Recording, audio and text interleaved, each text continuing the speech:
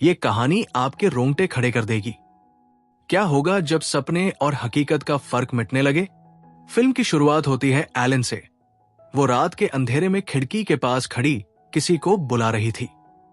तभी एक रहस्यमयी परछाई उसके सामने आ जाती है और कहती है, तुमने मुझे जगा लिया, अब तुम सिर्फ मेरी हो। एलन ने सहमते हुए सिर हिलाया और अगले ही पल वो किसी दूसरी ही दुनिया में पहुंच गई। वहां उसका सामना हुआ एक रहस्यमयी शख्स से, जो पहले तो उसे अपने करीब लाने लगा, लेकिन फिर अचानक यातनाएं देने लगा। इससे पहले कि एलन उसके अत्याचारों से मर जाती, उसकी आंखें अपने कमरे में अपने ही बिस्तर पर खुल गई। क्या यह सिर्फ एक सपना था या फिर कोई डरावनी हकीकत? कई साल बाद एलन अब शादीशुदा है और अपने पति थॉमस के साथ खुशहाल जिंदगी बिता रही है। थॉमस एक रियल एस्टेट एजेंट है, जिसे अपनी कंपनी की ओर से ट्रांसिल्वेनिया जाने का आदेश मिला है। उसका काम वहां काउंटर लोग के लिए एक नया घर ढूंढना था। लेकिन इस नाम से ही गांव वालों के चेहरे डर से सफेद पड़ गए। एलन को बुरे सपने आ रहे थे। उसे लग रहा था कि अगर थॉमस दूर गया तो कुछ भयानक हो सकता है। लेकिन थॉमस ने इसे सिर्फ एक भ्रम कहा और जाते हुए एलन को अपना लॉकेट दे दिया। ये देखोगी तो तुम्हें लगेगा कि मैं तुम्हारे पास हूं। दूसरी ओर हमें एक रहस्यमयी शख्स दिखता है, जो किसी काले जादू का अनुष्ठान कर रहा था। कौन था वो और वो क्या कर रहा था? ये अभी एक राज था। इस बीच थॉमस ट्रांसिल्वेनिया पहुंच चुका था, लेकिन वहां के लोग काउंटर लोग का नाम सुनते ही कांप उठे। उसके पास मत जाना, यहां तक कि उसका नाम भी मत लेना। गांव वालों ने उसे चेतावनी दी, लेकिन उसने इसे नजरअंदाज कर दिया। थॉमस जब रात में एक सराय में ठहरा तो आधी रात को उसकी आंख एक अजीब शोर से खुली। बाहर झांककर देखा तो गांव वाले एक लड़की को घोड़े पर बिठाकर कहीं ले जा रहे थे। लड़की एक कब्र के पास रुकी और जैसे ही उसने उसे खोला, एक खंजर निकाला और सीधे एक आदमी के दिल में उतार दिया। उसके मुंह से खून निकलने लगा और तभी थॉमस की आंख खुल गई। क्या यह सिर्फ एक सपना था या फिर कोई भयानक सच्चाई उसकी ओर बढ़ रही थी? लेकिन सुबह जब उसने बाहर झांका तो उसकी रूह कांप गई। पूरा गांव खाली था। आखिर यहां क्या हो रहा था? आगे की कहानी और भी खौफनाक होने वाली है। क्या आप इसके लिए तैयार हैं? यह सच में अजीब था। एक ही रात में पूरा गांव कहां गायब हो सकता है? रास्ते में थॉमस का सामना एक तांगे से होता है, जो अकेला खड़ा था। शुक्र है कि वो किसी हादसे से बच गया, लेकिन चारों ओर नजर दौड़ाने पर उसे कोई और इंसान नहीं दिखा। ऐसा लगा मानो वो तांगा उसी के लिए आया हो। बिना ज्यादा सोचे वो चुपचाप तांगे में बैठ गया, लेकिन जैसे ही उसने बैठने की कोशिश की, उसे अजीब सी बेचैनी महसूस होने लगी। फिर भी उसका एक ही मकसद था, अपने क्लाइंट से मिलना। आखिरकार थॉमस काउंटर लॉक के डरावने कैसल तक पहुंच ही गया। यहां हर तरफ अंधेरा था, माहौल भयानक लग रहा था और उसकी धड़कनें तेज हो रही थी। तभी उसकी नजर खुद काउंटर लॉक पर पड़ी, जो बहुत डरावना दिख रहा था। इस वक्त हमें काउंटर लॉक की झलक नहीं दिखाई गई, लेकिन थॉमस के चेहरे के हाव भाव बता रहे थे कि वो बुरी तरह डर गया है। काउंटर लॉक ने कड़वी आवाज में कहा, तुम बहुत देर कर चुके हो। ये आदत मुझे बिल्कुल पसंद नहीं, और आज के बाद तुम मुझे काउंटर लॉक नहीं बल्कि माय लॉर्ड कहोगे।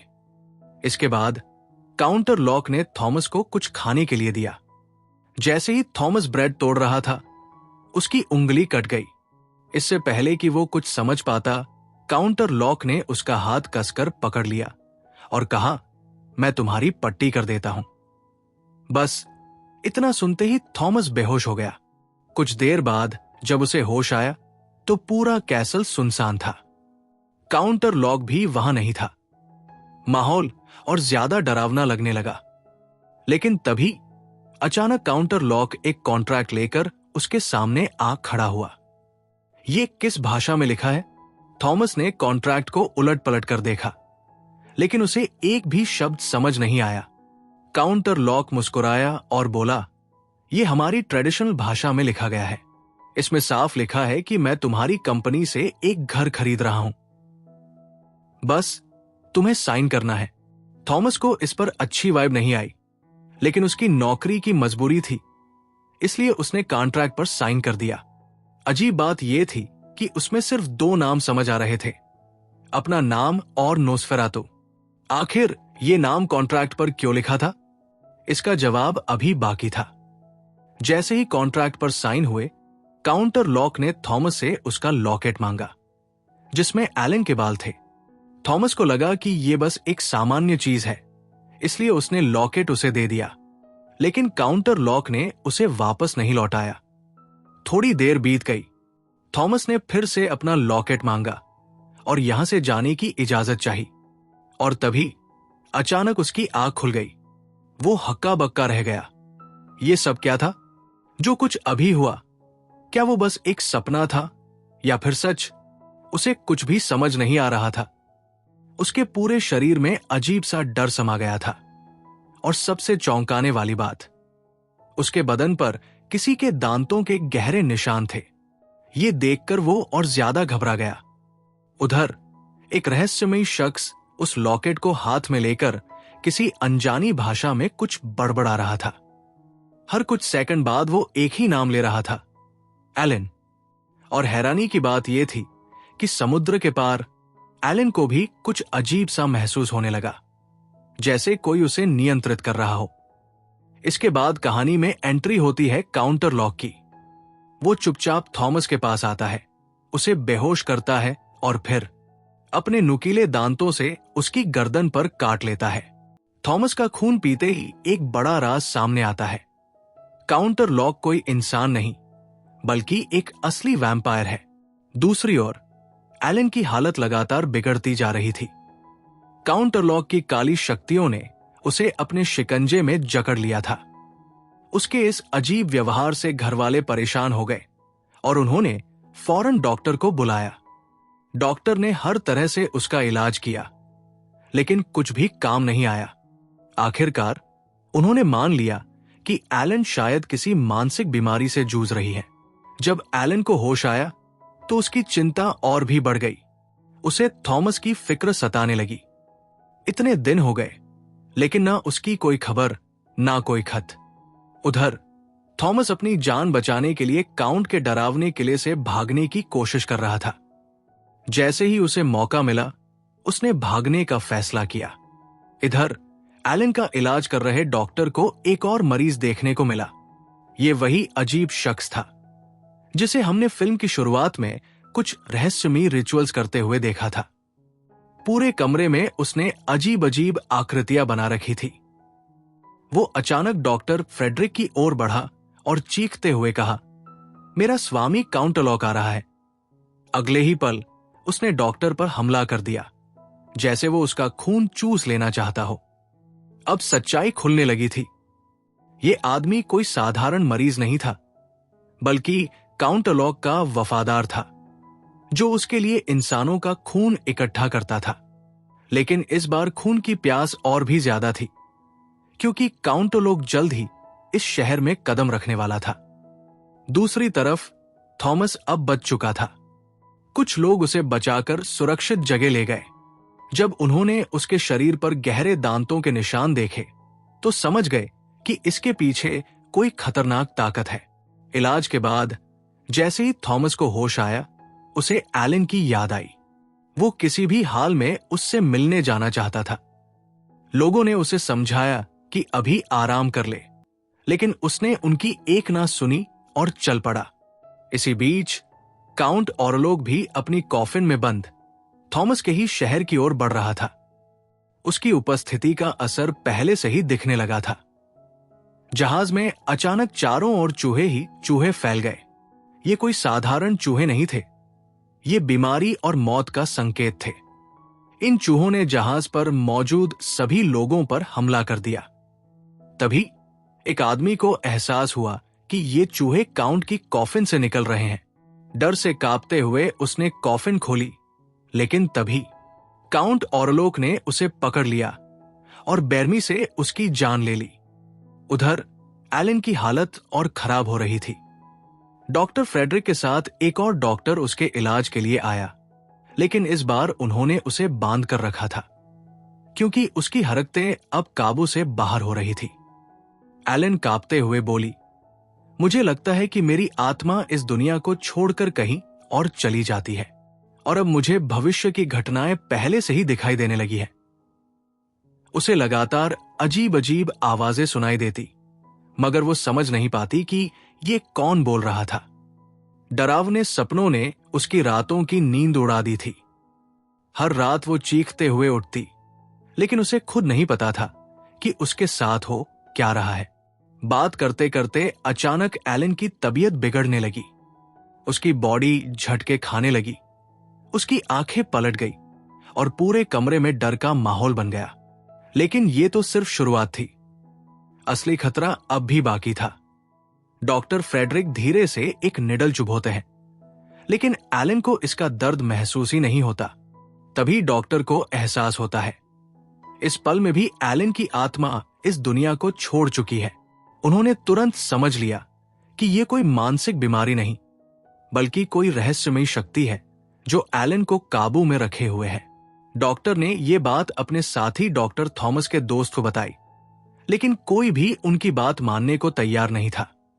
वो सब वहां से चले गए। आधी रात को अचानक एलन को होश आ जाता है। उसकी आंखें खुलते ही वो झटके से उठती है, घबराई हुई, जैसे किसी डरावने सपने से जागी हो। वो भागते हुए दरवाजे की ओर बढ़ती है, उसे खोलती है और सामने एलन बेहोश पड़ी होती है। इसी समय काउंटर लॉक का जहाज भी बुरी हालत में शहर के पोर्ट पर आ चुका था। जहाज के पहुंचते ही उसमें मौजूद सैकड़ों चूहे तेजी से शहर में फैलने लगते हैं, बीमारी और मौत का संदेश लेकर। वहीं जहाज का एक रहस्यमयी उपासक भी जेल से भाग जाता है, सीधा काउंटर लॉक से मिलने के लिए। डॉक्टर फ्रेडरिक और उनका साथी अब पूरी तरह थॉमस के इलाज में जुट चुके थे, लेकिन शहर की हालत बिगड़ती जा रही थी। हर तरफ बीमारी, मौत और तबाही। चूहे पूरे शहर में जहर की तरह फैल चुके थे, लोग मर रहे थे, खाने की किल्लत होने लगी थी। इसी बीच रहस्यमयी शख्स अपने गुलाम से कहता है, मैं एलन को जबरदस्ती नहीं ले जा सकता। मुझे कुछ ऐसा करना होगा कि वो खुद मेरे साथ चलने के लिए तैयार हो जाए। गुलाम सिर झुकाकर कहता है, जैसा आपका हुक्म नॉसफेरातो। यहां एक चौंकाने वाला राज खुलता है। नॉसफेरातो यानी वैम्पायर, यही नाम उस शख्स का था और यही नाम कॉन्ट्रैक्ट में भी लिखा गया था। अब शहर में मरने वालों की संख्या बढ़ती जा रही थी। डॉक्टर फ्रेडरिक और उनके साथी परेशान थे। वे शवों की जांच करते हैं और उन्हें एक डरावना सच पता चलता है।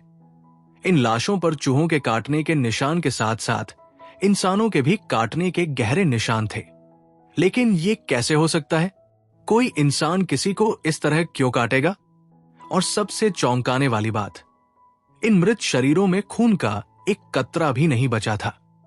डॉक्टरों को तुरंत एहसास होता है कि ये चूहे नहीं, बल्कि कोई और अज्ञात शक्ति है जो इस शहर को तबाह कर रही है।